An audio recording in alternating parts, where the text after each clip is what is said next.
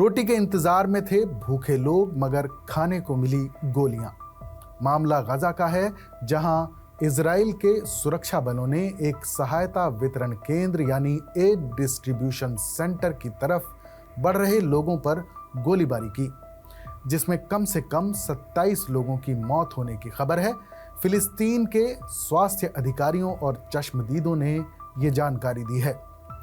पिछले 3 दिनों में एड डिस्ट्रीब्यूशन सेंटर पर आने वाले लोगों पर गोलीबारी की ये तीसरी घटना है। हालांकि इजरायली सेना ने कहा है कि उसने कुछ संदिग्धों को निशाना बनाकर गोली चलाई थी, जिनका सुरक्षा बलों से आमना सामना हुआ था। सुरक्षा बलों ने यह भी कहा है कि उन संदिग्धों ने चेतावनी के तौर पर चलाई गई गोली को नजरअंदाज कर दिया था। अब इजरायली सेना ने गजा के लोगों को सहायता वितरण केंद्रों की तरफ जाने वाली सड़कों से दूर रहने की चेतावनी दी है। सेना की तरफ से इन्हें युद्ध क्षेत्र कहा गया है। वहीं गजा ह्यूमैनिटेरियन फाउंडेशन यानी GHF ने कहा है कि उसके सहायता केंद्र बुधवार को अपडेट और सुधार के लिए बंद रहेंगे। गोलीबारी के बावजूद गजा ह्यूमैनिटेरियन फाउंडेशन ने इन सहायता केंद्रों के आसपास सुरक्षा मजबूत करने के लिए इजरायली सेना के साथ बातचीत की है।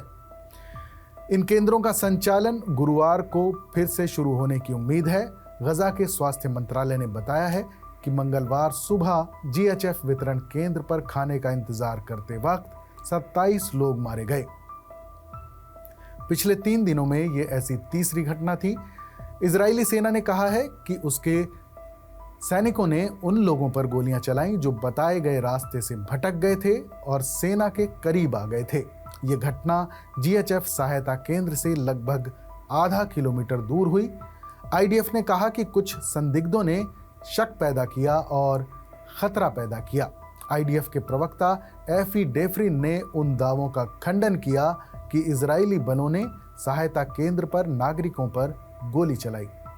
उन्होंने इन आरोपों को पूरी तरह से निराधार और झूठा बताया है और कहा है कि घटना की जांच की जा रही है। वहीं दूसरी तरफ गजा के हमास कंट्रोल्ड मीडिया ऑफिस ने इजराइल पर सहायता केंद्रों को मौत के जाल में बदलने का आरोप लगाया है। उन्होंने दावा किया है कि 27 मई को इन केंद्रों के खुलने के बाद से सिर्फ 8 दिनों में 102 लोग मारे गए और 490 घायल हुए हैं।